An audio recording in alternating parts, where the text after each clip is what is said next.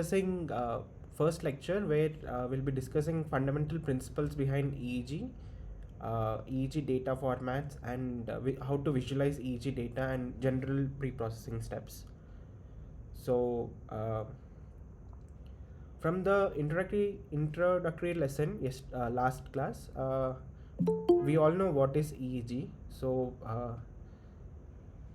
can anyone in the audience tell what is electroencephalography or EEG?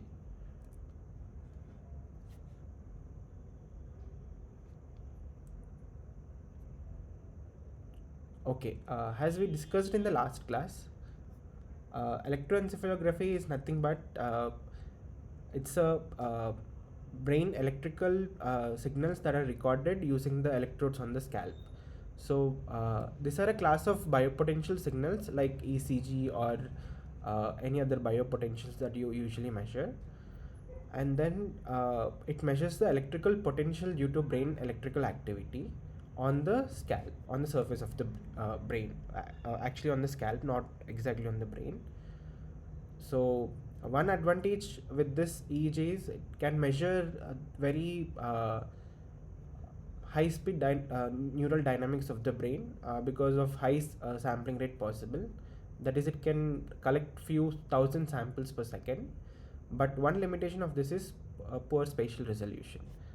So today we will discuss some of the aspects of what are the sources of EEG and some basic concepts behind it and pre-processing steps, and then we'll have a practice with some real-time data. Uh, we couldn't send you the notebook files, but right after the class we'll send you. So we were deciding on which data set to use, and therefore there were some delays. But right now you just follow me in the notebook also. I will go through it. So we'll get started with the actual, what are the sources of EEG. So we know what is EEG, but what actually is EEG measuring, or what are the sources of EEG? Anyone in the audience has any idea of like what can cause these potentials on the scalp? Uh, Please unmute and tell because I can't see your responses or emoticons. And it can pick up sort of net activity of many sort of a large number of neurons, particularly the neurons which are close to the surface or the scalp. Correct. Yes. Uh, so whatever Vinod told is right. So, but to get more deep insights into what are the actual sources of EEG, so here we see a like in this figure here. One second, I will take my pointer. Yeah. So is the pointer visible? Yes. Okay. Great. So this is the scalp that you see in this blue color outline, and then on the scalp we have few electrodes. These are nothing but usually silver chloride electrodes, and under this the gray one is the skull, and below the skull you have the brain cortex. Like there are some layers in between, uh, but below that there is this surface, brain surface here, and this surface is having many cells called pyramidal cells here, and it is orthogonal inside the layer like this. So what happens is each of this cell has some activity. So it conducts the, these are the neurons, these are called pyramidal neurons mainly. So what happens is there is a flow of current in this neurons. So there is a current source and sink being formed when the neuron conducts the ions. So what happens is when there is a source and a sink, what can happen? Or for example, if there is a positive charge and a negative charge separated by a distance, uh, what does it form? Anyone in the audience? I'll repeat the question. There are two charges, one is positively charged, one is negatively charged, and they are placed far apart. So what is the term that we usually give. If anyone is familiar with electrostatics or Yeah, it's a dipole. yes, great. Uh, as one of them told, it's the dipole. So, what happens is this current source and sink form a dipole. So, as many of you like are aware of it, we have done many problems in our 11th and 12th based on dipoles. So, whenever a positive and negative charge is separated by a distance d, it forms a dipole. And we also give a quantity to this kind of configuration called moment of dipole, and it is represented by p. It is nothing but charge times the distance between two charges. So whenever there is a current source in the sink, it exactly the analogy of this is a dipole. So this forms a dipole, and uh, we have seen like wherever there is a dipole, there is an electric field around it. So whenever there is an electric field, at any point in that field, you can measure a potential. So it is basically the amount of energy spent in bringing another charged particle from there to the towards the dipole. So this dipole, for example, Deepak, yes, there are questions from Jain sir. Can you? yes, sir.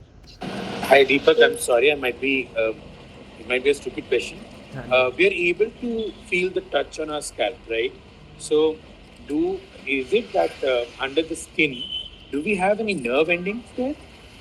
Because what you show over here is a scalp. I Yes, mean, sorry, the skin, the scalp, and then the skull, and then the brain. correct. So under the scalp, because we are able to feel the touch of a hand or something, Yeah, yeah. are there nerve endings? And could those nerve endings be kind of interfering with the measurement of the EEG? Yeah, yeah, correct. So there are nerve endings because scalp is nothing but another like skin, right? So you have nerve endings and all. That is why you feel pain and all. But what happens is these electrodes, no, they are actually capturing most of the perpendicular electrical activity. So this is more transverse. Whatever happens on the scalp.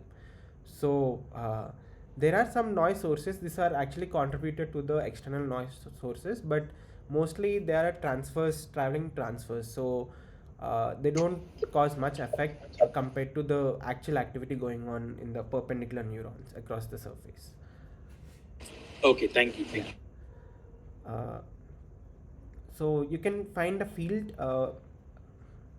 at some point, and you can also find the potential of this dipole uh, at some point in the space. So for example, if you take this is a whole field diagram of a dipole, and if you have a two positive and negative charge, it's like a source and a sink. You get an electric field around it, and whenever you have an electric field, you can always measure a potential at any point on that field. So this is basically what these electrodes capture. For like across different electrodes capture different regions of activity. Some question. So Deepak, I have a question. Yeah. So the perpendicular nature of the dipoles to the surface makes it more easy to measure because the distance from positive is now more than the negative. Like what would have happened if it were like parallel to the skull? Like will that hamper our ability to record EEG? Yeah, but mostly the pyramidal cells are always. If I'll show you another diagram in the next slide, that will make it more clear, like how the neurons are No, configured. I'm not asking like how the neurons are arranged. Mhm. I know that, but I just Yeah, wanted yeah. to So ask that does this property of the skull and brain or neuronal arrangement makes it yeah. like possible for us to record using EEG? Correct, correct. It makes it possible for us to record EEG, and also you can see here, right? This term P cos theta. So if it is transverse, no, that theta term becomes that cos theta becomes zero, and then you don't get any potential there due to the transverse. Yes, basically it means that we are the same distance from positive and negative charge. So the measurement is not possible because the force in the perpendicular Correct. Yes, direction is exactly. Right. zero. They both balance out and it becomes zero. And therefore, there is no work done when you move across that tangent. Yeah. Also, just wanted to remind to start recording the lecture if you have not already. Yeah, yeah. I'm recording. Uh, Okay. yeah. So, I hope this part is clear. If any doubts are there, please ask.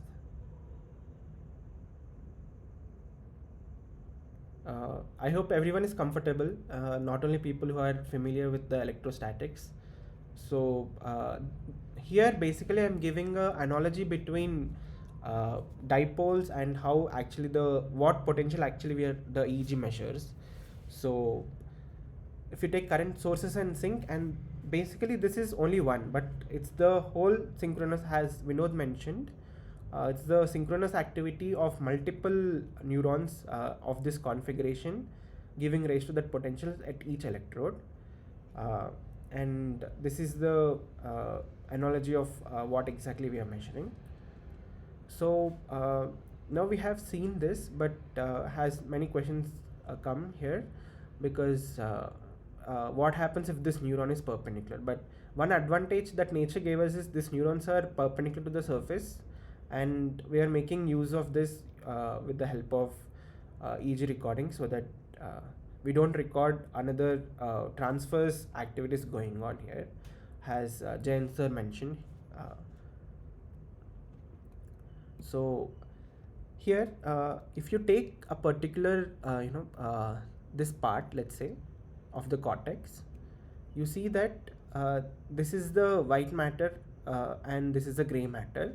In the gray matter, it is mostly consists of cell bodies like this, and except the first layer, all other layers have this pyramidal neurons. You can see this, they look like a pyramid, so that is why the name comes pyramidal neurons.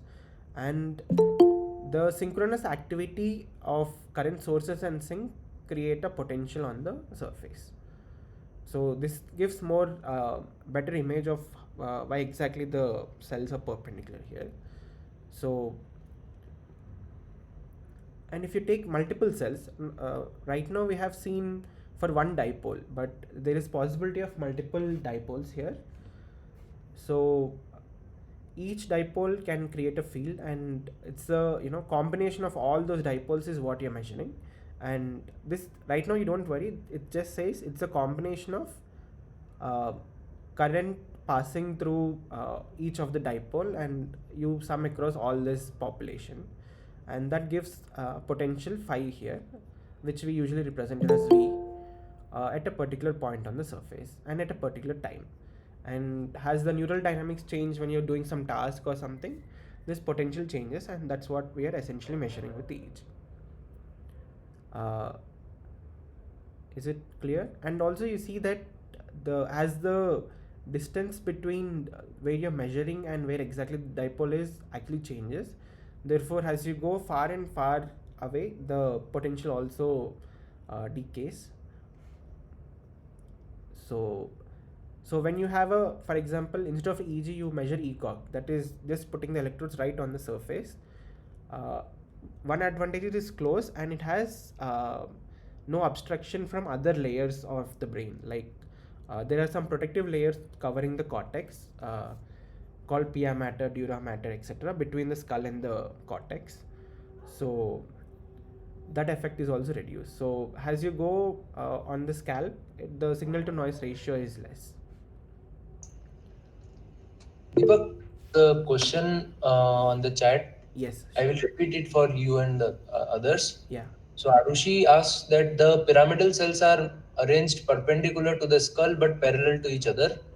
Don't their charges interfere with each other and thereby affect EEG readings? So I answered that yes, it does, and that's why it becomes difficult to localize the signals Yes. spatially, and this reduces spatial dimension resolution of EEG. So just correct me if I am wrong here, or if Yeah, you want to. exactly. It is like they all interfere, and uh, uh, can you some? I can hear some echo. Okay, fine. So uh, otherwise right, saying that they all interfere and it's like a trade-off. One second. So the synchronous activity actually helps because the more synchronous activity, the dipole momentum is stronger because the charge value increases that way, and that charge value is increased because of the synchronous activity. But pinpointing exactly like which region or which part of the which layer of the cortex is the signal coming from is very difficult with EEG. So although you get advantage of this synchronous activity, but at the same time you lose the spatial resolution, and for that you need to have like depth electrodes or which actually go into the cortex, into the layer, and then record or can record from single cell or from very small population of cells. So that problem of multiple neurons activity interacting is always there in any kind of recording, except when you record from single cell using the pipette mechanism where you record the currents going into the cell. So yeah.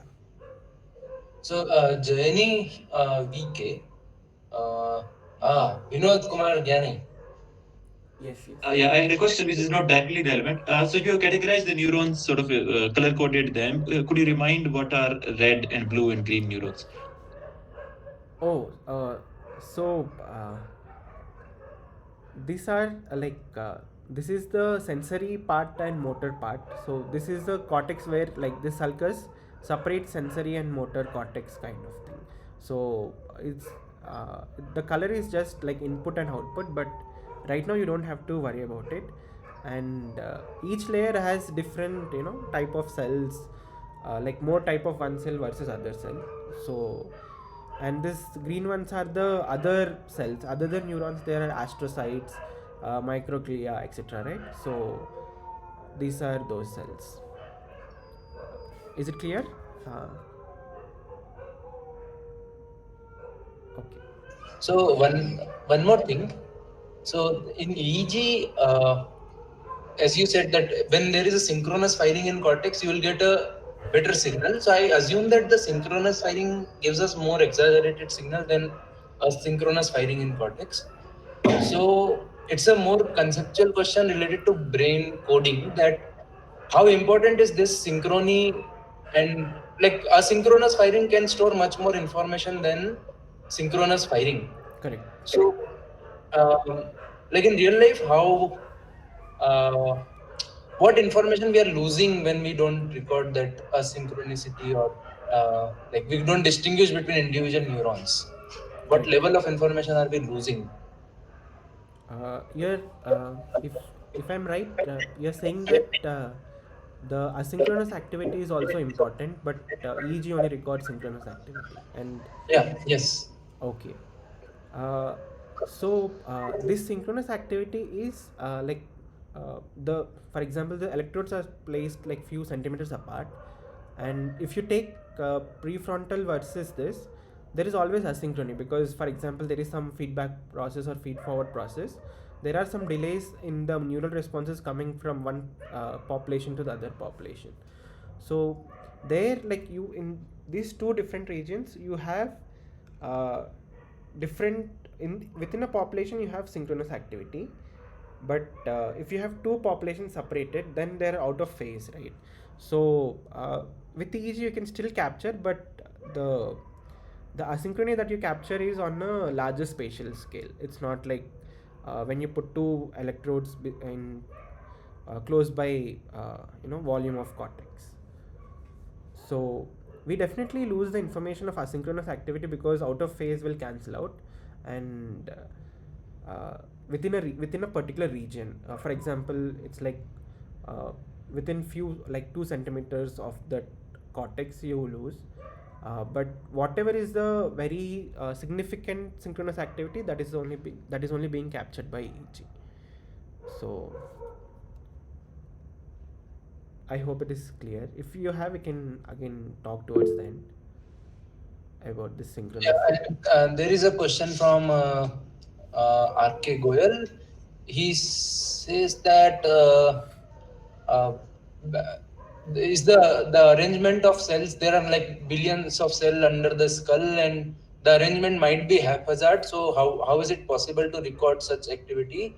So probably my answer would be that fortunately the cells are arranged Yeah. in certain manner, which gives that rise toward dipoles in similar directions, and that gives a cumulative if electric field which can be recorded. Right. So it's a like we are fortunately we have that direction to the neurons, and we can record like when there are enough neurons firing in the vicinity, it creates enough electric field at the skull surface, which can be recorded basically, and that's what it is. Correct. Prasun has raised his hand.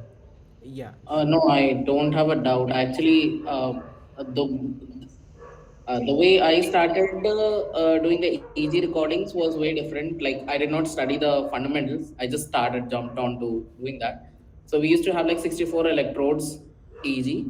So technically, like what we were told primarily is to make sure that this the gel that we are in like infusing is really done properly, so that because that's going to increase the conductance Yes. in general, because the signals are extremely weak in general if we do Yes. not have a collective neuronal firing.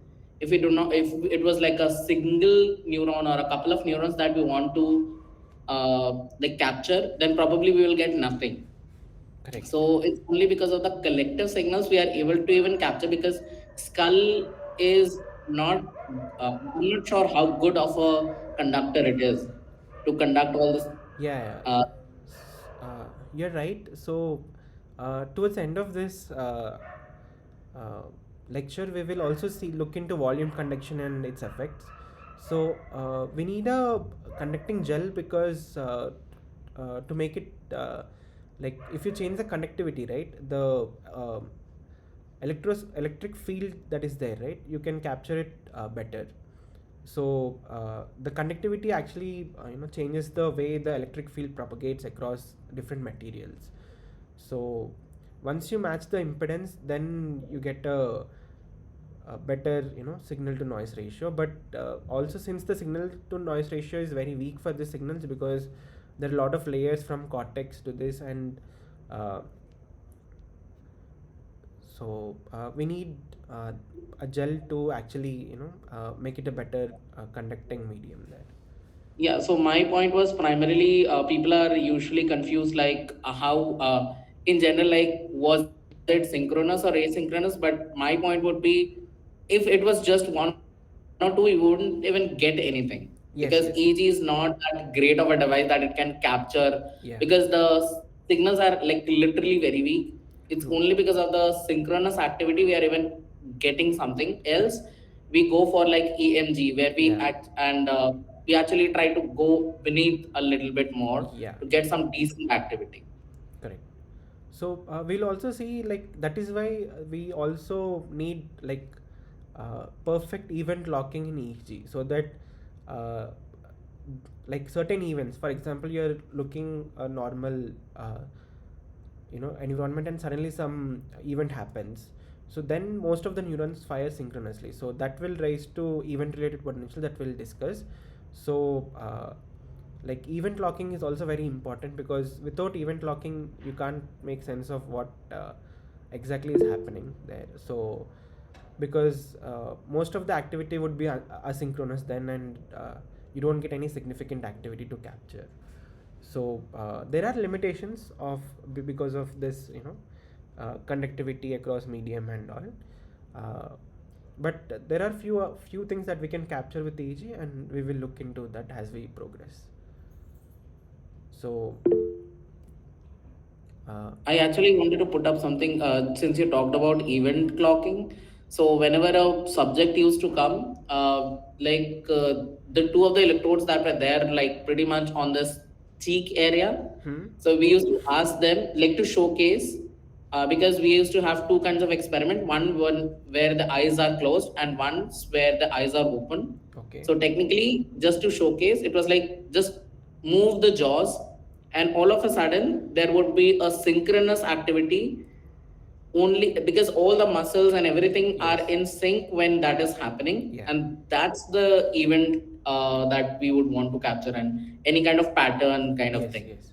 So, as Prasun mentioned, it is true, and also sometimes the this significant movement of facial muscles or eye blinks cause artifacts in the EEG, you know uh, which might be very above the noise floor, and most of the relevant signals related to stimulus might be below the noise floor when these signals occur. So it is also like we'll see how we try to remove eye blink, eye muscles. So it can either be signal, it can either be noise, depends on the use case. So yeah, and event locking is very important to actually make sense of EEG data. So that is a point this whole discussion drives now. Going further. Yeah, Deepak, I also have a one question. Like, Sure. what is the like mechanism that decides the temporal resolution of this EEG? Is this the like recording machines which are slow, or there is like if the neurons are firing or action potentials are firing at that rate, is that the resolution limit? Uh, it can, Temporal resolution. like, for example, we have systems which can have like 4,000 samples per second.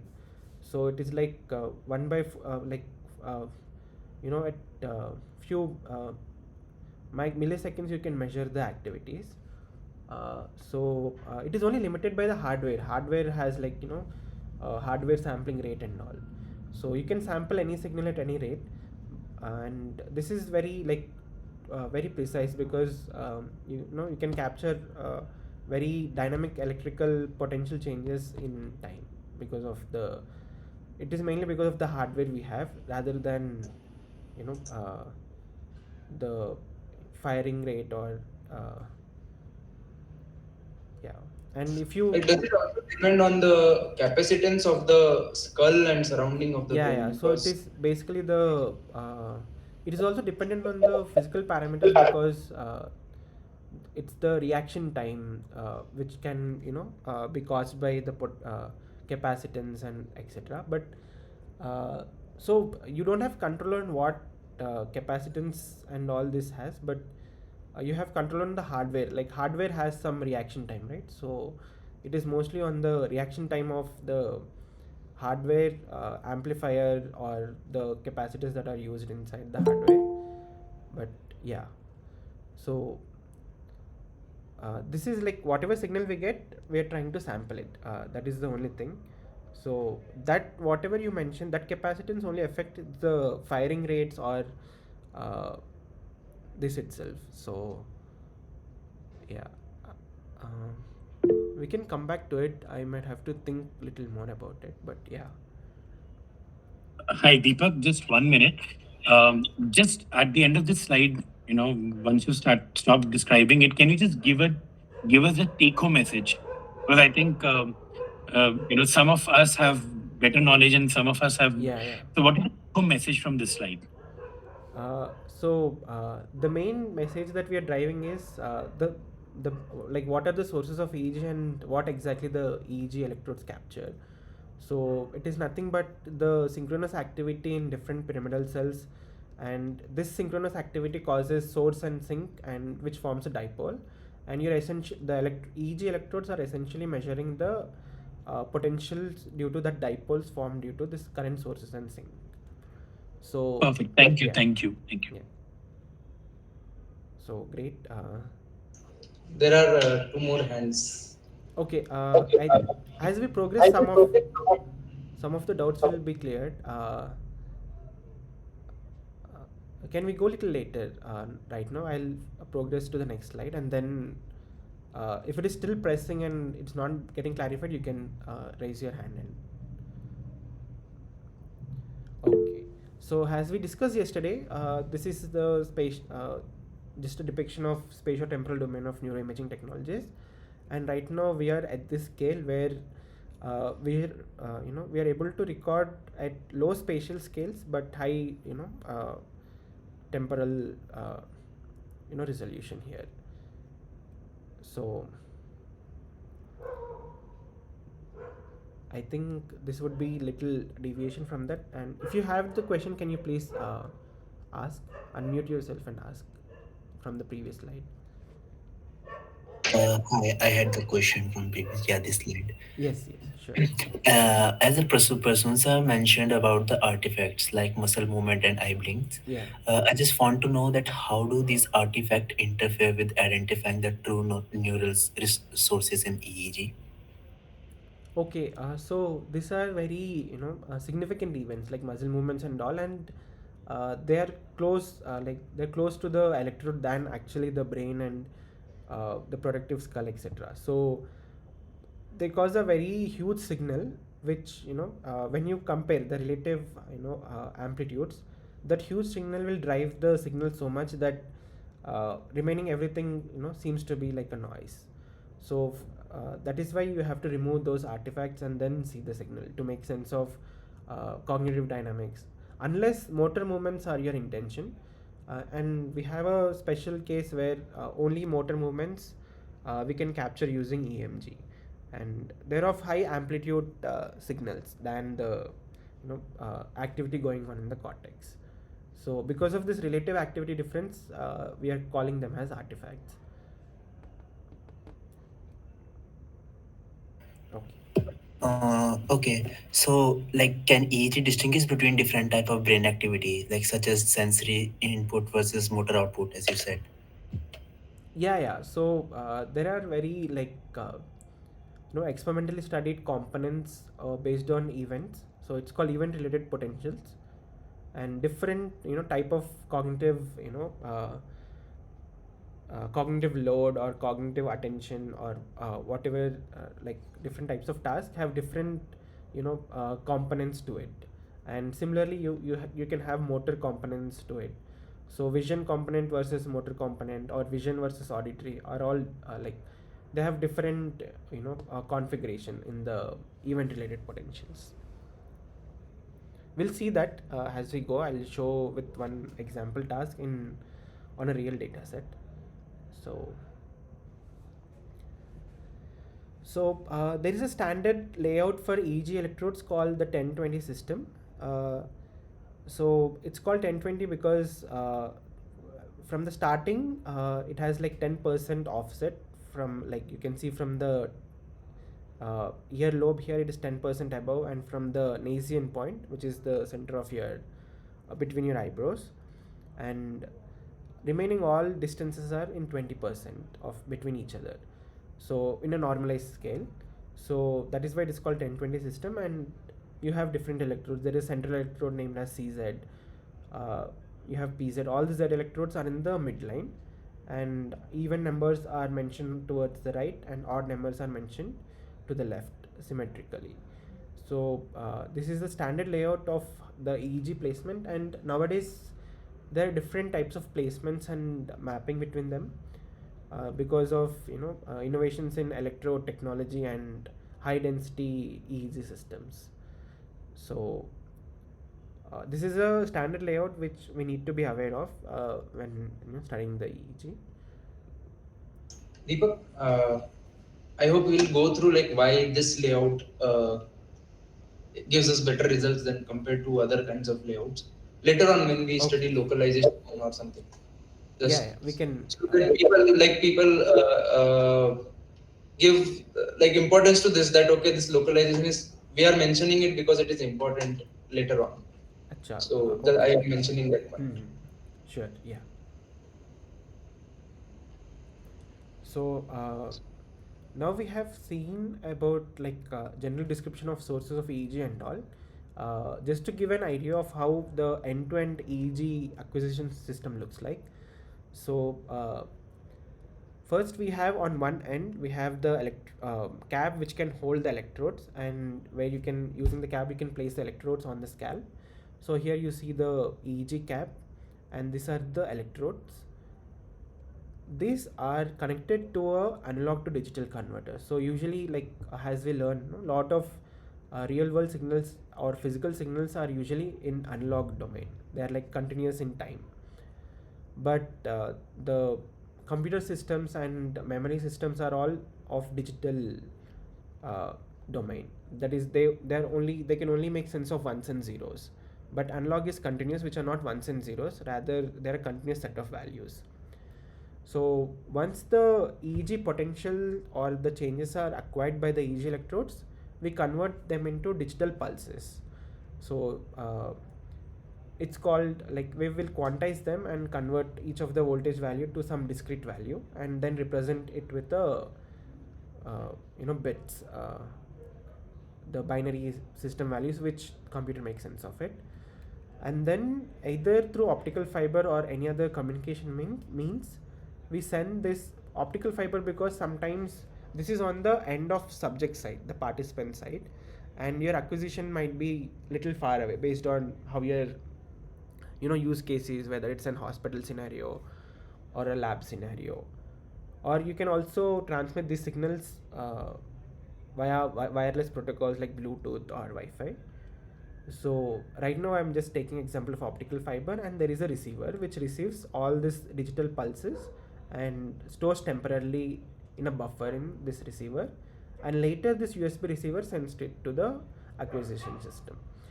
So on the other hand, let's say, like, subject side, we have a presentation system where they do a task or they see stimuli, etc. And also, related to that stimuli, we have some triggers. So triggers are nothing but some events happening on the screen. For example, there is this green stimulus onset. Then whenever the stimulus onset comes, you send a trigger. Whenever a subject responds, you send another trigger. So these triggers are useful to mark the events on the sub participant side, and then you integrate this trigger to the same USB receiver, and now you have in this USB receiver the trigger information, the event information, and the EEG signals, the biopotential signals acquired from the scalp. And then these are sent to a some display software or some recording software, which stores and records the EEG signals and also the events.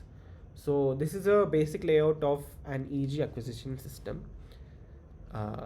So I hope this is part is clear and simple. If any doubts, please ask. Yes, it's clear. Okay, cool. So this is a broad view of how the acquisition system is, and of course there are different parameters which can affect the signals differently, like how it quantizes, etc., and various noise sources around. So we will discuss that towards the end, but yeah. So what are some of the fundamental and direct measurements that we can make from EEG? So we were discussing sources of EEG, but what exactly even that synchronous activity across neuron tell us about the brain? So for that, we measure few things, and what are those measurements, basic measurements which are directly acquired, like we don't do much of processing on it, just acquire and make sense of it. So what are those signals?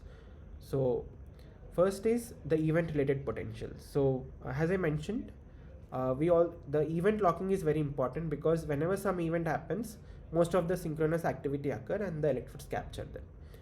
So across multiple trials in a task, you capture them and average out, then you get a ERP. And in literature, it is known, like, different components have different information. Like for example, if you store something in your short term memory, there is a stable activity going on which you can see around this point after remembering a stimulus, or some visual event occurs, like for example some stimuli appears on the screen, like the green stimuli that you saw in the previous slide. Whenever that comes, you see this negative and positive going wave. So each component is named based on their latency, like at 100 milliseconds this occurs, but P is whether it is positive and N is whether it is negative. Mind it that here the axis is reversed, which is not the usual case, where negative is on top and positive is on bottom. This is like mostly people do this for visualization stuff, and Yeah, so whenever a stimulus occur, you get N to P signal. So N200 and P100 you get. So this is the most prominent whenever a visual evoked response occurs.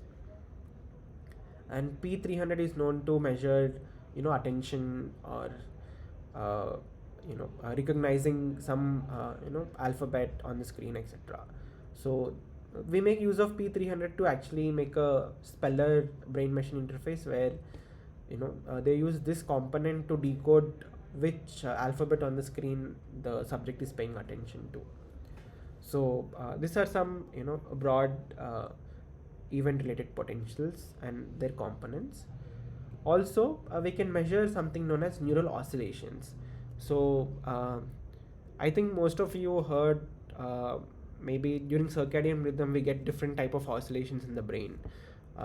Maybe for example, most of them would have heard about this delta oscillations. So when you're in a deep sleep, right, there is some, synchronous activity across population of neurons going on, which is at this, state. And uh, also there is lot of, as soon as you close your eyes, while we are measuring EEG, uh, the the brain synchronizes to an oscillation called alpha oscillation, which is usually around 10 hertz. It's like you get a nice 10 cycles per second oscillation as soon as you close, not exactly sleeping, but whenever the visual input is zero. So, and different oscillations have different roles. There are also very classical oscillations which show abnormalities in, in the brain electrical activity. For example, if you take epilepsy, so these are the two main and direct measurements that we can, get from EEG. Okay. Deepak, Yes. so there is a question before which I will like to ask my own question. I missed Yeah. what are this NNP. So uh, What is that? like N100 and Yeah, yeah. N200. What Okay. does it mean? So these are event related potentials, and event related potentials have different components. So based on the time at which they occur and whether they are positive or negative, we name them in different notations. So for example, if you take this P3 P100, right, it's a positive peak occurring at 100 milliseconds from the stimulus onset. Some stimulus, Okay. it So can we be. are calling the negative peak signal as the positive peak. Okay. Yes, yes. The axis is flipped here. So, and different components have, a different significance in terms of the activity that we are going to do or that we are currently doing. So, yeah. Okay. And Rishika asks that can you briefly describe why such ERPs have such precise times? Example, why would speech related potential happen exactly at 300, etc.? Okay. So these are mainly dependent on the latency of, how the neurons react. So it is close to the, for example, these are visually evoked potential, event related potential. This happens around 100 milliseconds because of certain delays happening from, from actually seeing the stimulus to the synchronous activity occurring in the visual population neurons. So similarly, like when you are doing speech processing, no, there is a delay which occurs like around 300 milliseconds.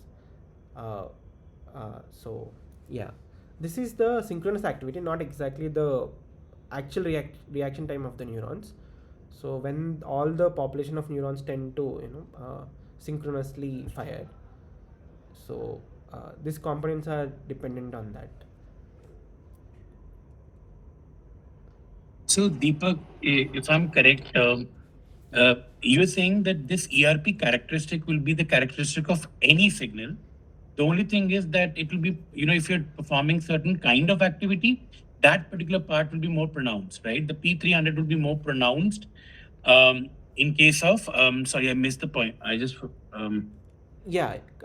yeah, These components sometimes they're not present all the time. So if you're doing right, only visual tasks, you mostly see N to P signal called this part. This part you can see, right? This right, right, N and P part. So these are right, right, mostly right. in visual task. But if you have Hmm. a in a set of stimuli you are cued to attend one stimuli, or uh, Right. there are alphabets shown and you have to want to type some alphabet in that using the brain Hmm. machine interface. You have to pay, Right. they ask you to pay attention to that alphabet. So Hmm. whenever you're attending that, this P300 comes. So P300 is not only for word recognition, but in general it is also for attention, etc. So whenever But it you're will be more pronounced if you're reading something, right? correct. Something. So, Yes. if I'm not wrong, it can be equated to the PQRS of that electrocardiogram. um, Sorry, it might not be the best analogy, but it Yeah. might mean that okay, if there is some kind of an abnormality, certain peaks will be more pronounced and certain peaks will be lost. So this will be there. This Yes. will be the characteristic of any activity, but some of the parts will be more pronounced Yes. at certain, when you're performing certain types of activities, right? Correct. That is Correct. the okay, Yeah. okay, So, for example, if you have a task where there are few trials where subjects pay attention to one stimulus, and there are few trials where they don't pay attention. And when you compare an average of all those trials where they didn't pay attention versus they paid attention, this P300 will be more positive on the trials where they paid attention to. So that way you can compare two conditions in a task, or which, like, there are a set of letters, and related to each letter you have different, like on some trials you have shown some different letter, but you're only paying attention to one particular letter. The letter that you are paying attention to, that trials will have higher P300. So that is okay, a general okay. principle of how you decode and write, like Yeah. the And just one yeah. more question. So when you talk, so the red line represents the average of the black lines, Yes, right? yes, it's the average And of. each and every black line represents the potential or the amplitude from a certain space, right? Certain area. Yes, When you're yes, measuring the correct. electrical So, activity. for So this example, particular single black line might represent thousands of neurons, right? yeah, yeah, actually, even more. It is like more of a region, like lobe, for example. These Okay. are all the Yeah. electrodes in the occipital lobe, for example. Okay. Okay. So, Okay. or Yeah. from each Thank channel you. in this cortex. Mm. And for each, also one good thing about this component is each component you can do a topo plot like this and see where that component is prominent. So the electrodes here have more prominence of this component, so therefore you see a very positive value here. Oh, the spherical thing represents your brain. Yeah, it's the brain, like this sharp Okay, yeah. thing denotes The the nose nose. is the, yeah, yeah, yeah, yeah. Yeah, yeah. So Okay. each part you can divide a 50 millisecond window, and you can see, you can do like average in few electrodes and plot this topo plot, and see which electrodes are which electrodes are contributing highest to this activity. So that way, is it more visual response, or more of auditory response, or more of some prefrontal response, like memory or paying attention to certain stimulus. That will be more prefrontal. So Right. yeah. And the other thing is, how does the ERP characteristics that you're talking about, which are general, is connecting to, let's say, the on the right hand side, the neuronal oscillations. Oh, Because when I see yeah. the last one, gamma waves for epilepsy, we're actually talking about this amplitude upon potential and time, right? The lowest one. Correct. But these are basically different forms of the ERPs only that they're showing on the left side, is it? Uh, no. These are like, so what happens is these oscillations are usually asynchronous, so they die out if you average it, if they're out of phase in different regions. So these Okay, oscillations, okay. yeah, you can select very specific, like set of electrodes, like 3 4 electrodes, and then plot it. Then you get a oscillation kind of thing. But this needs a special treatment of the signal. So you can't just get this by plotting ERP, because the out of phase and in phase go away, and there is a destructive interference happening. So what you do Okay, is you okay. take the signal from one channel and you put a filter on the signal. For example, I want to see how is the delta waves at this particular time. So you have a continuous EEG signal. You put a bandpass filter which filters from zero point 0.5 to 4 hertz, and then you average it. So, and also there is some phase correction happening based on the delays and all, and then you plot it. So getting this type needs a special treatment of this EEG signals. Okay, thank you, thank you. Yeah, yeah. Okay. Any more questions? I'll just like to make a point. These oscillations are present in general in the brain. They don't require an event particularly to. Yes, yes. Yes, they Yeah. may change upon an event, but Correct. you can like Yes. what we So call it divide a signal into these kinds of frequencies, like even in normal yeah. brain recording. Okay. I will come to this neural oscillations more detailed when we discuss the signal processing part. So there we actually plot a spectrum and see which of the signal has highest power and all.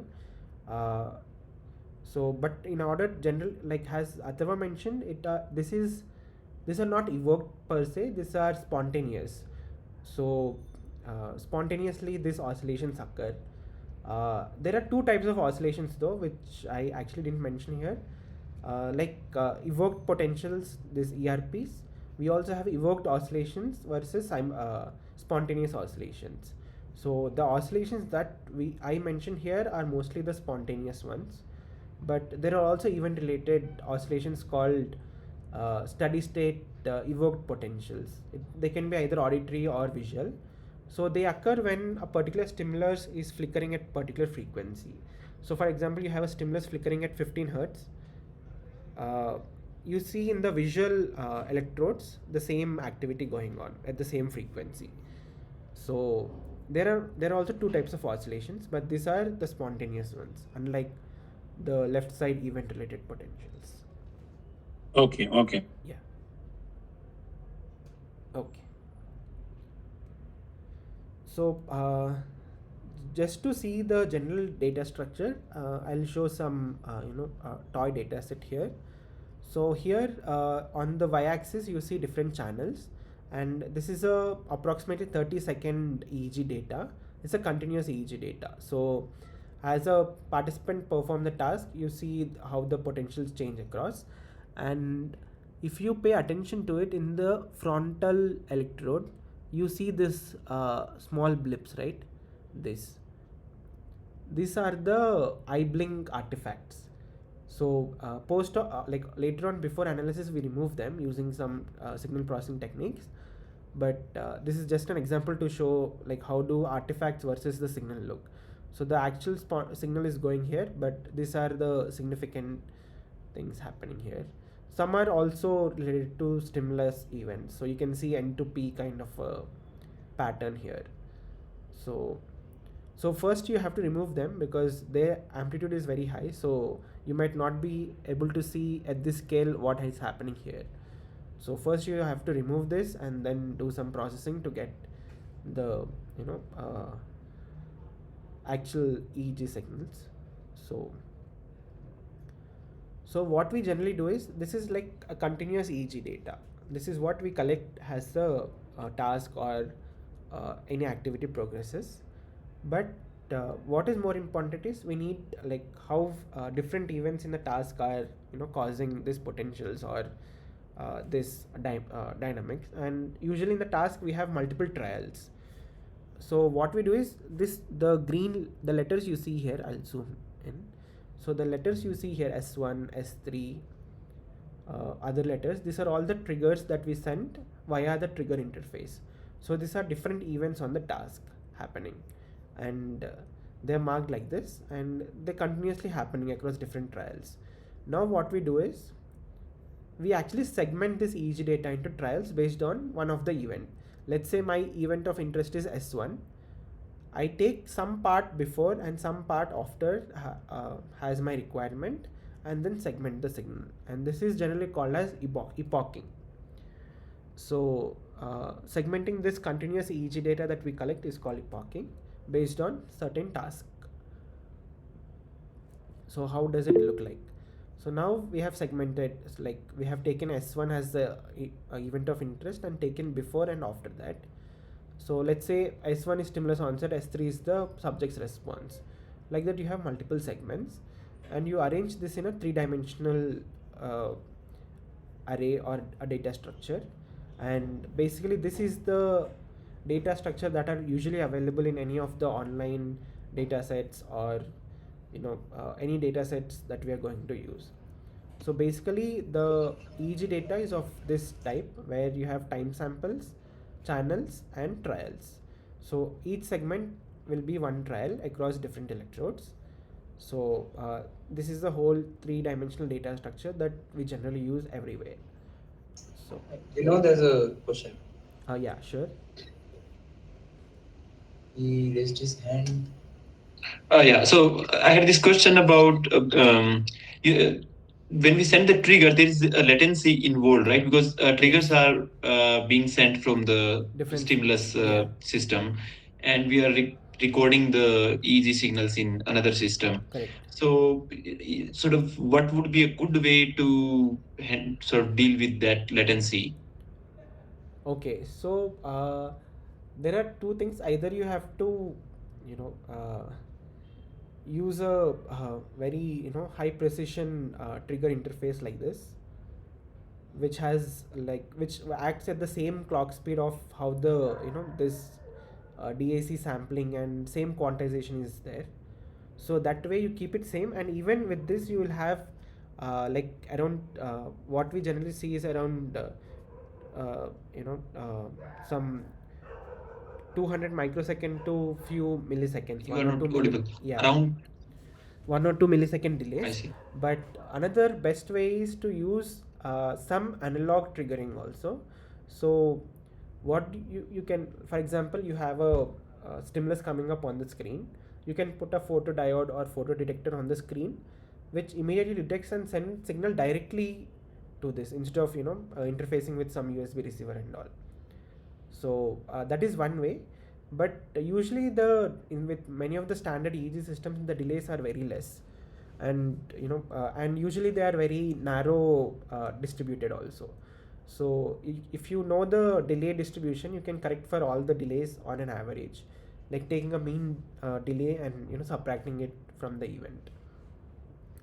So there is always a possibility for correction uh, also. So usually most of the standard have like very small delays, and very good systems have only few microsecond delays.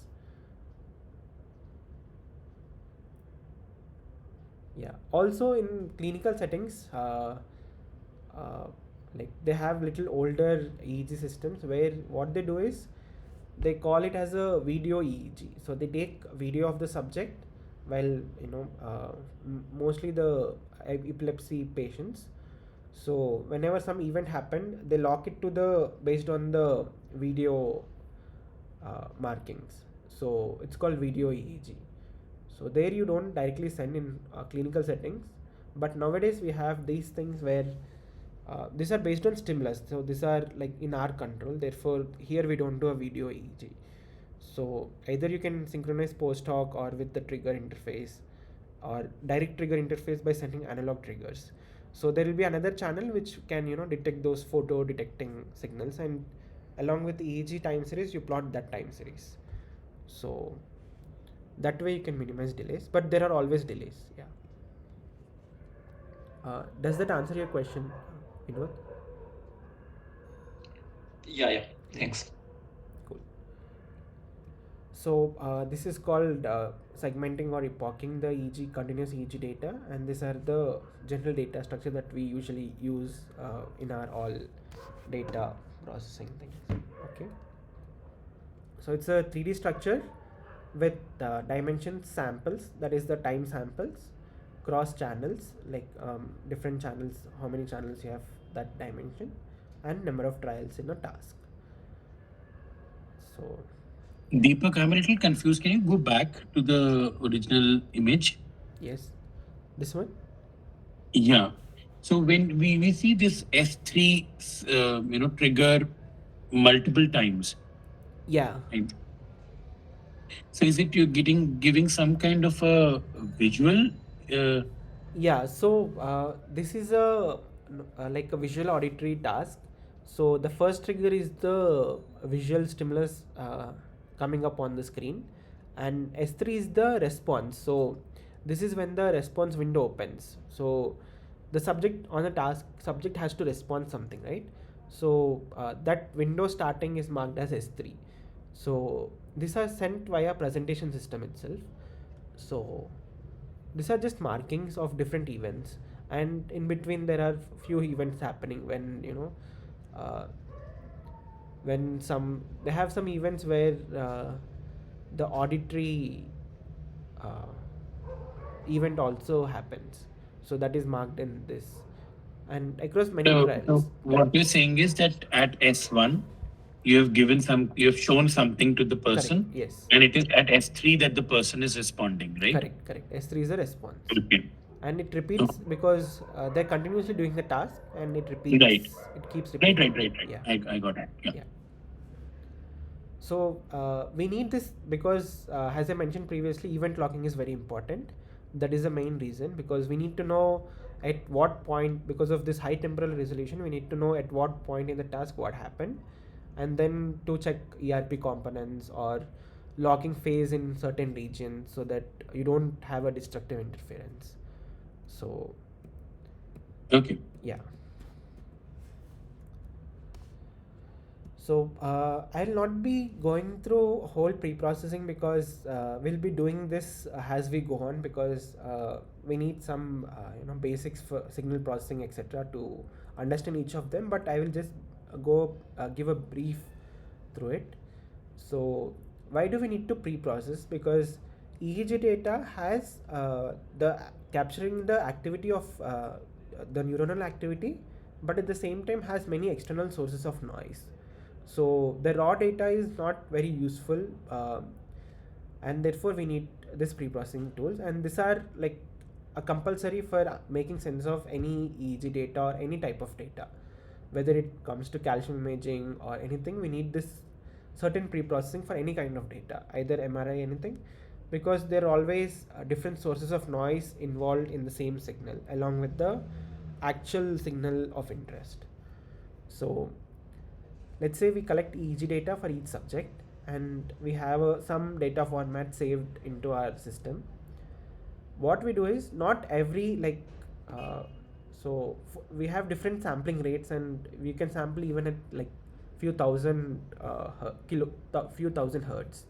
So but that level of precision is not very important, and it also occupies a lot of storage, or it might take each time, if you're doing some time point wise analysis, it might take a lot of time to process each time point. So this is redundant, therefore we do something called downsample based on the requirement, and usually around 250 to 500 hertz, if the system is of 4 kilohertz sampling rate, it is sufficient. So sample rate is nothing but at what rate the activity of the brain is captured by the hardware, and then in the post hoc you do all these pre-processing steps. So first you do is downsampling, because the data is redundant and to reduce the size of data, and third one is you do a high pass filtering of the data. So one second. So here you see, right, so there is something called drift noise in this signal. As you see, you can see a slow drift happening. These are very slow slow time scale activities. So these are at very low frequencies. You can see this drift. These drifts happen because of many reasons, either because of the movement of the subject, or as they are doing the task, the sweat on the scalp accumulates and the impedance might slowly change, or the drift of electrodes itself can cause this slow drifts. So what we do is we do high pass filtering around like usually around zero point 0.1 hertz to 1 hertz, so that all these drifts are eliminated. The slow ones are eliminated. So basically you put a filter which can pass only the signal which is above zero point 0.1 or 1 hertz, and that is about high pass filtering the data. and there are always some imperfections in the. Okay, we'll first go to step 4, that is removal of line noise here. So 1 second, I'll take a laser pointer. Okay, so here we need to remove line noise because does anyone know what is a line noise? If anyone can answer. It's a power line noise. Yes, exactly. So line noise is this power line noise that all our sockets, and it's a power we get from transmission line and the rate at which that AC power oscillates. So this is always there, and this is inevitable. So first, the next thing is we have to remove this line noise. So this 50 hertz line noise is removed usually through notch filtering or etc. And then there are like few imperfections in the electrode or amplifier, or some noise creeps up into some channels. So that channels are have to be rejected, otherwise they corrupt the data. So based on some statistical parameters of, for example, one of the fundamental thing that we do is we put a threshold on what range of EEG signals that a channel can go, and if it crosses that range, we just and it crosses multiple times, we just reject that channel as a bad channel. Deepak, yes. since now till step 5 we have cleaned the data, right? Yes. So there is a question by Shekina. Yeah, She sure. asked that why are we downsampling it? Okay, so downsampling is a requirement because to analyze the signals or to store the signals, uh, like mostly the samples close by. At if you're, for example, if you're collecting the data at 4,000 samples per second, the samples side by side are not really important because they're almost same at that time scale. So it is usually redundant to keep the sample whole time. So what we do is usually we store it unless there is some need for limitations on the data storage capabilities or processing capabilities. Like instead of, like, for example, if you want to analyze this data, you have to load into your computer's RAM, right?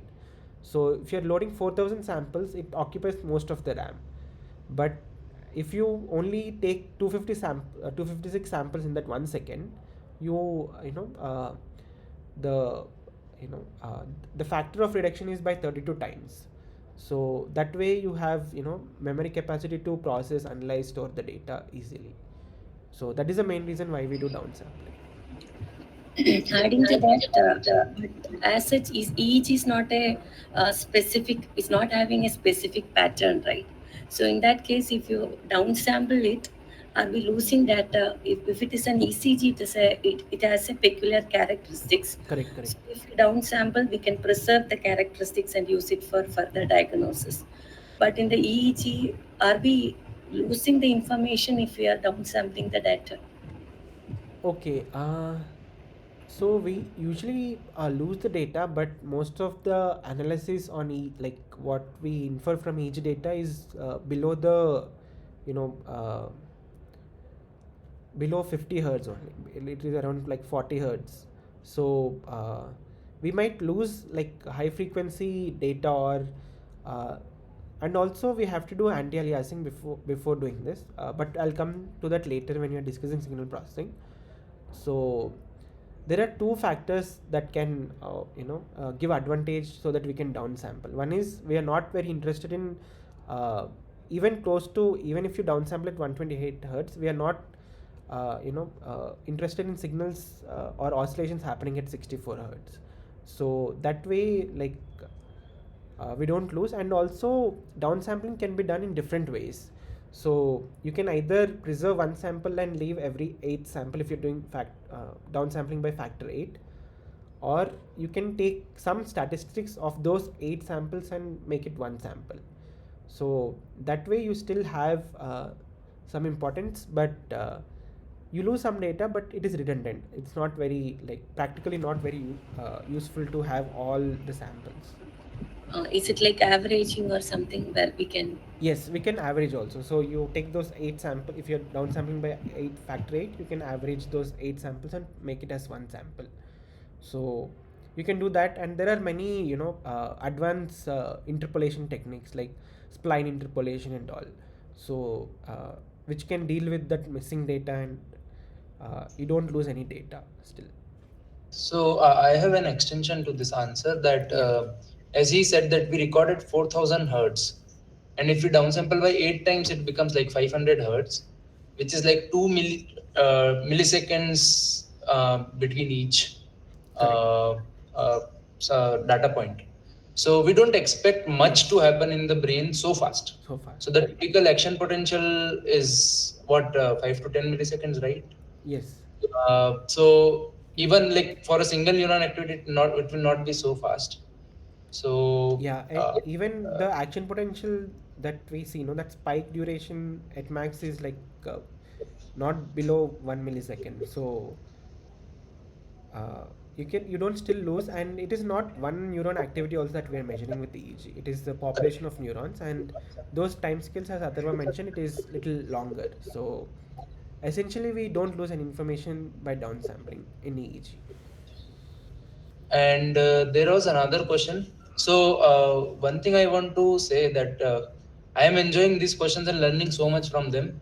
So don't hesitate to ask any question you have, even Yes. if you think it's a bad question. There is no such thing.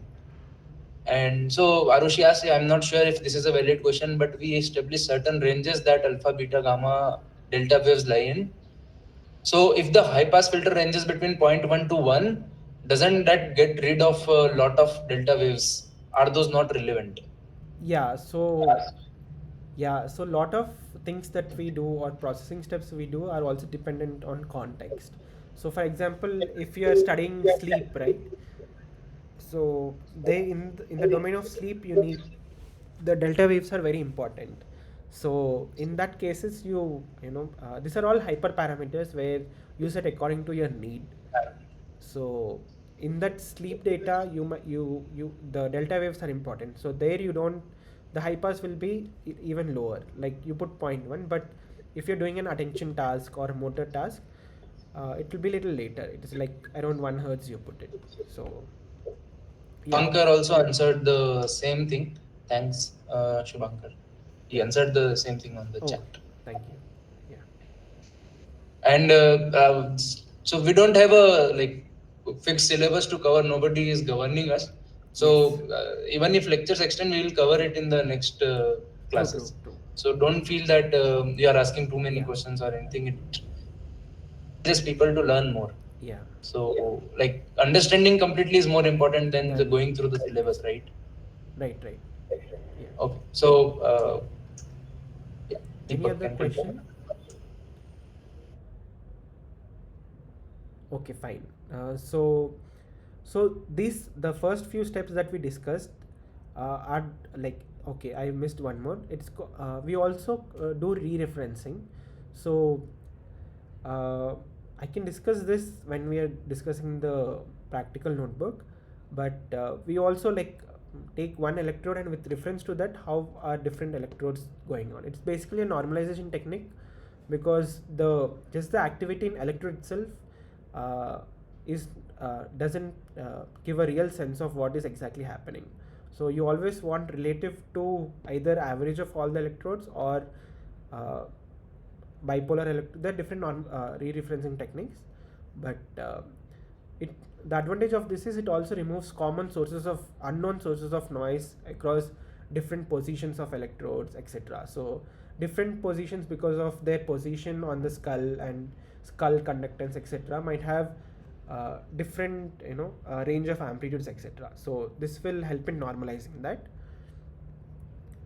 And as we discussed, these are all done on the continuous EEG data. Once you collect across whole data, that you do this, and then segment the EEG data into different segments based on events. Okay, and there are a few techniques to reject noisy trials, noisy channels, etc. And there is another technique called independent component analysis. As we discussed here, you can see this yellow traces here. highlighted traces. These are eye blinks or what do you say? It can also be ECG activity going or corrupting it. So ECG activity is not that great, but if you zoom into the signals, you will see some, close to the neck. Those electrodes might have the, capture the ECG signals also. So in those cases, one second, yeah. In those cases, we do this independent component analysis. So independent component analysis is a signal processing algorithm where from the raw data, uh, it finds different independent sources that are causing particular activity.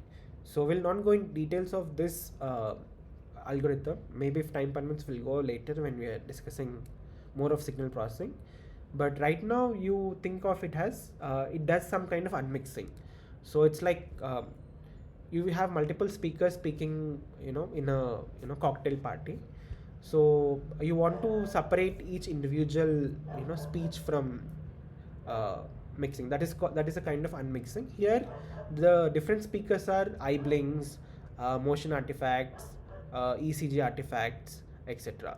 So by applying this algorithm, you remove this yellow blips that you see here because of eye blinks, or some prominent activities which are due to other external factors rather than the neural sources. So this is one of the another important pre-processing steps for removing this artifacts. And then on that, you analyze, save the data, distribute the data, etc. Or you can distribute raw data also, but that is data intensive, so usually it is distributed with downsampling and all this pre-processing, so that reproduction will be faster and easy. So Deepak, what I understand from this is that ICA is used to reduce the dimensionality in what, like in the electrode space. Like you combine many electrodes together to get one particular data, or am I wrong here? No. This is not. ICA can be used for dimensional reduction, but here, even after ICA, you still have the same dimensions of the data. So here, what you're finding is, so for example, you see here, right, the first signal here. This is the eye blink component. So you are, essentially finding only the component due to eye blinks due to different sources. You remove those. So okay, you find these components called IC1, IC2, and you identify, based on their characteristics in time and frequency domain. You characterize whether it belongs to eye blinks, whether it belongs to ECG, etc., and based on the templates also, and you remove them first. Once you remove ICA, remaining whatever is the remaining components which are useful components, those components you again mix them and keep it back into the channel space, so that essentially you are reducing the dimension and again coming back to the full dimension.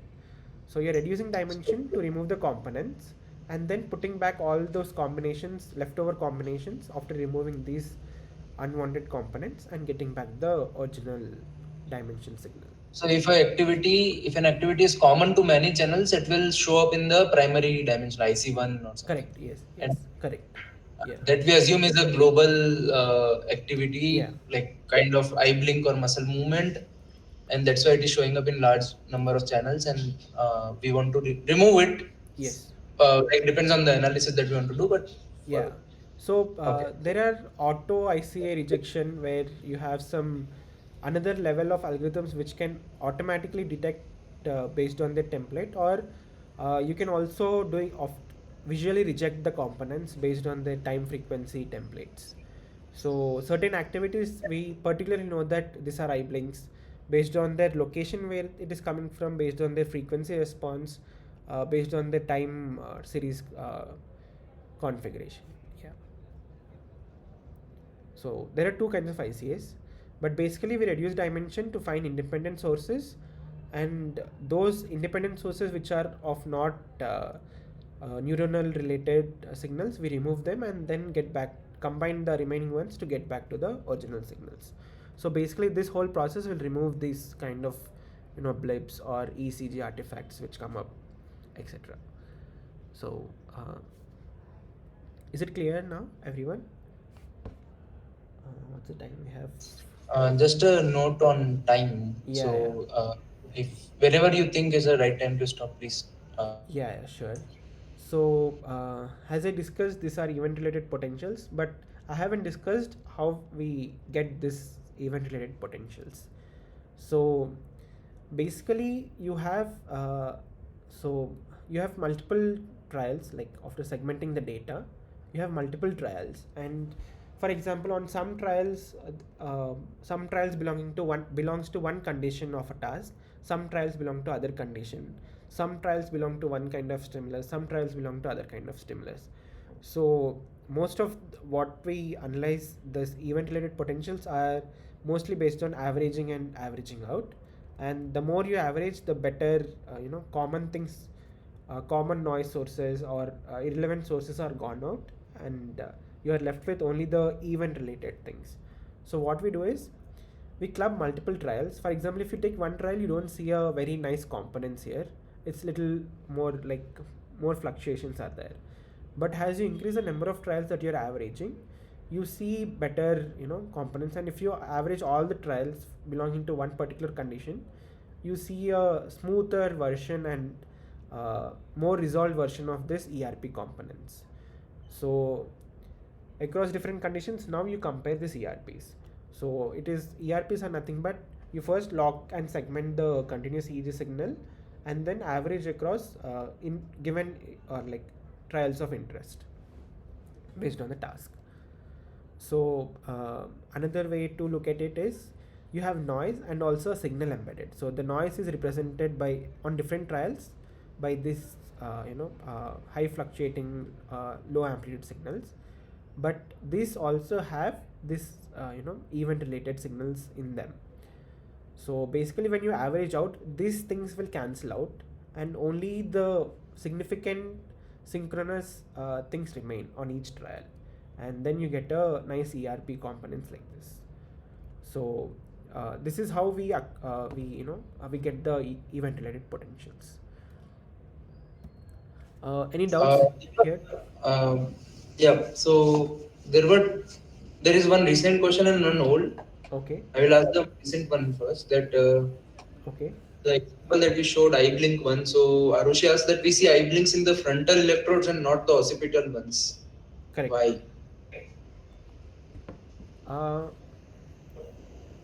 the eye blink, because the eye blink signals are mostly the these are like the muzzle movement here like happening on the eyelids, close to the eyelids.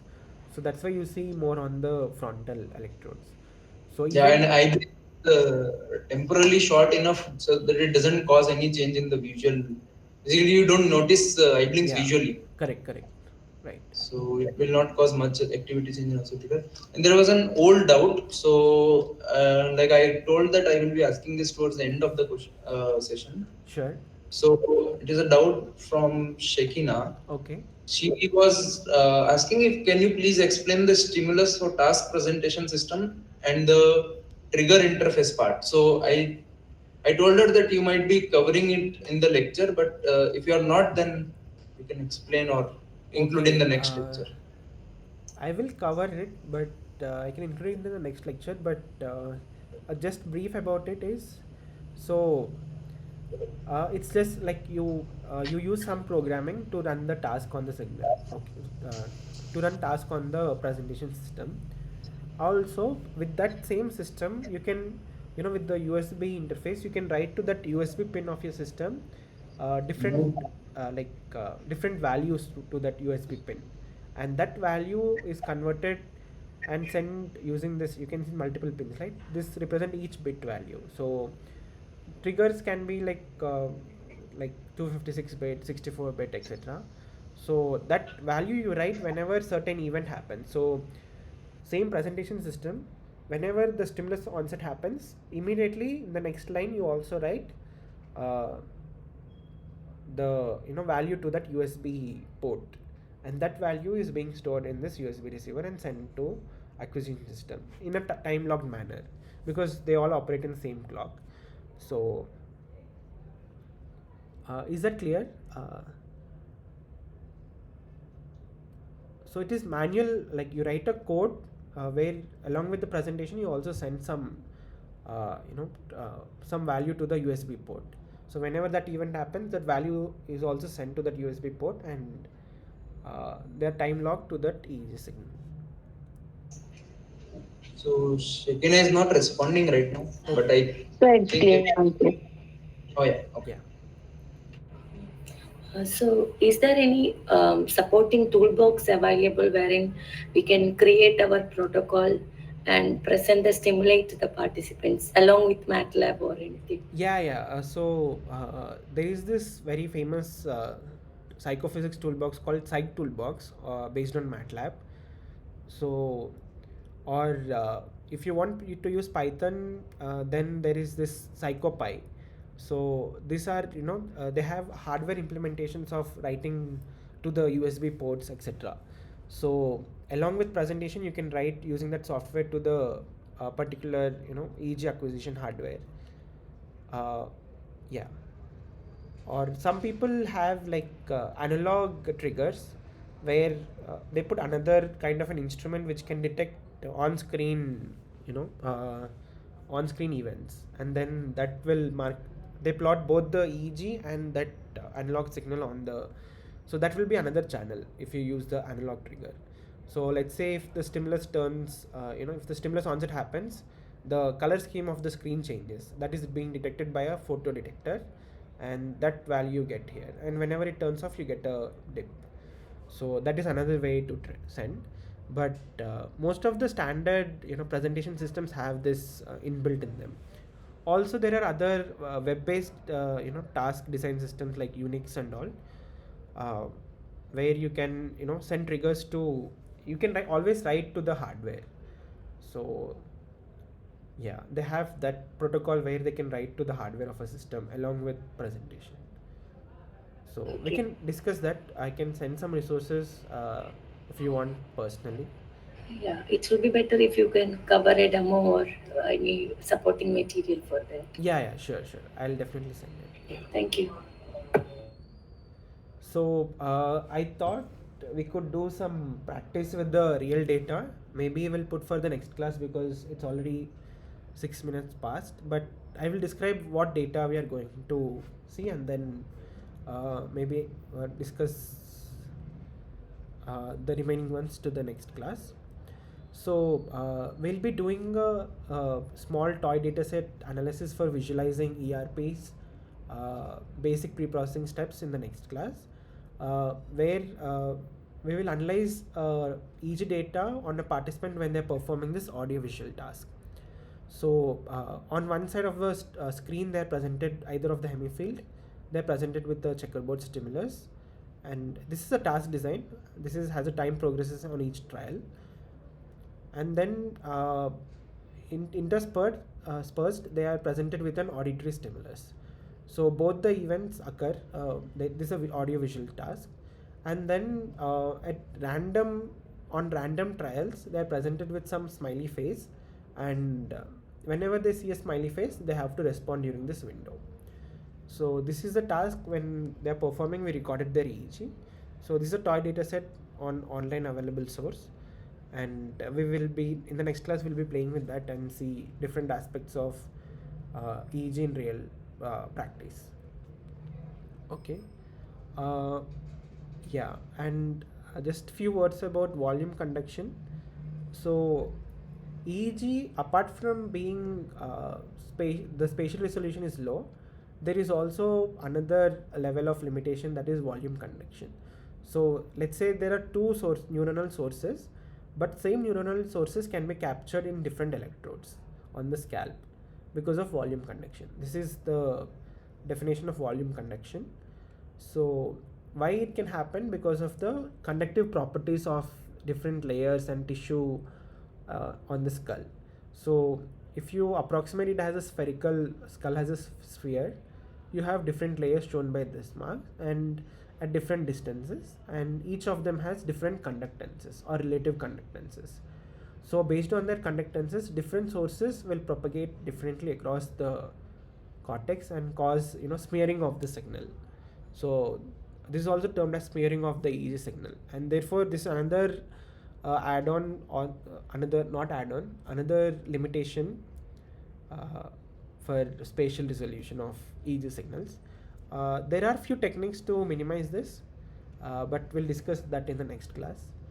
So, like you can also model and remove this effect by using some finite element method, and on each element you can form the conductances, and you will know what effect it does have on the electric field. So, yeah, we can discuss this in the next class. I think that's it for So today. Yeah. Deepak, do you mean to say that in this case, the neuronal hub, the red one, Yes. the electrode nearest to it will capture the signal quickly, earlier in time than compared to the one that is the farthest away. Yeah, and So there also might be certain overlaps, right? yes, yes. Or is it that there is a kind of dampening of the signal once it reaches the last or the farthest Yes. So, for electrode? example, you take these two sources and this electrode. This electrode is close to this source, but farther away from this green source, right? But this signal that you're getting is mixture of both. So you can't exactly say that this signal is alone because of this source, but also it is embedded with it. Uh, but as you told, this is closer. It has some delays and phase shifts between the signal actually occurring here versus coming here, and also the amplitude differences, because the potential also is inversely proportional to the distance from the source, right? So Right. yeah, that way you have this, but these are only two sources shown here, but in brain there are many dipoles, there are many sources in the cortex, so it's a mixture of signals happening, and because of this volume conduction, and the cortex is not isotropic, it is anisotropic, right? So across the skull it is like the thickness is different, therefore the electric field propagation also is different. So in those cases the way it spreads is also different. uh, yeah, so these are all the effects that are there which limits the EEG spatial information.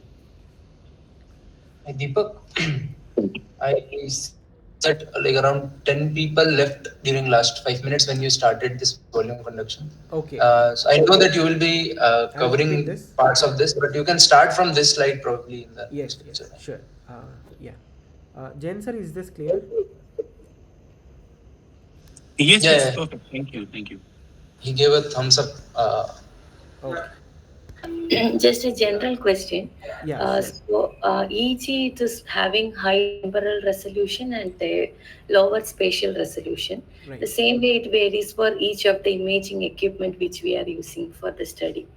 Suppose now in the present scenario we have EEG at our lab, we'll be using that for our studies. But generally, if we have all the modalities with us, what will be our focus Oh, to choose the imaging modality? Is it the goal of the study, or the user comfort, or what will be our criteria to choose the equipment? okay. This is a great question.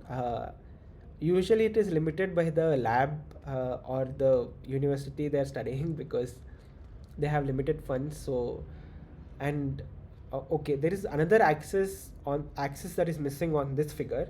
You can see the spatio-temporal domain, right? So that is the portability and cost also. It's like it can be a four-dimensional plot here. So.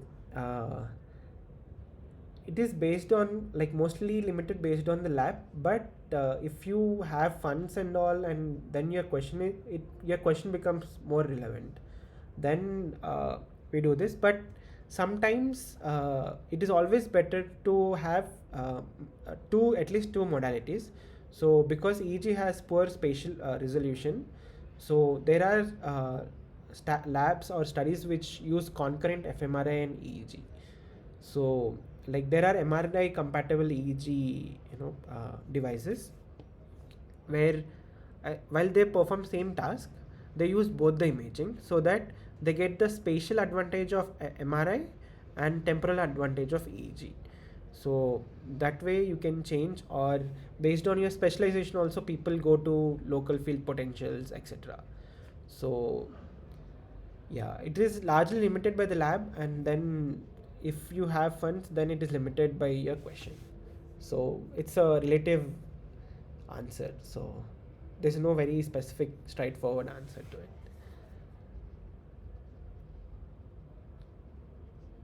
Okay. Uh, does that help? Yeah, she raises her Yeah, hand. it's based on history and equipments which we have. I accept it. Yeah, thank you. Correct, correct. But or you can always ask questions which can be measured using that. So even the task design and what you're studying is very important in this kind of studies. Just because we have the instrument, we can't measure everything.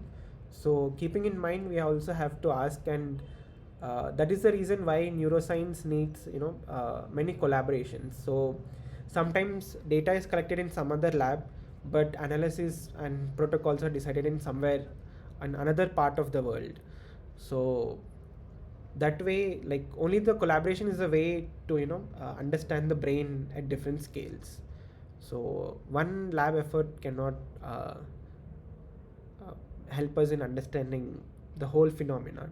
So even like still now, even after a few decades of neuroscience, we still study very fundamental questions in neuroscience. So yeah. Okay, I think that's it for today. uh, He has raised his hand. Probably he can take it, but we can leave if the yeah. problem doesn't come to everybody. So Oh yeah, we can take it. If anyone wants to leave or getting late for dinner, you can please feel free to go. And yeah, can you please ask the question? No, I didn't have a question. Actually, the question that was asked by Divya, I just wanted to add on to that. Okay, sure. That was pretty much the reason why initially, when I was not knowing about cognitive neuroscience, I switched all the way from biology to cognitive neuroscience to realize that it has got tons of limitations. Yeah, That was my first reaction when I got to know of the limitations of the instrument itself. yeah, uh, until unless for fMRI or EG, we cannot really get into the tissue. We know nothing. It's more of like surface level information. And most of the studies that are being done, like optogenetic studies, are pretty much done on mice. Like we cannot really anthropomorphize that because they are getting into the tissue. correct. So light microscopy or electron microscopy studies also require the entire tissue samples and all that stuff. Yeah, So again, just to one, sorry. yeah, yeah, please. So the, from all the, sorry. Uh, okay, I think someone is on unmute. Yeah, you can speak, person. Yeah.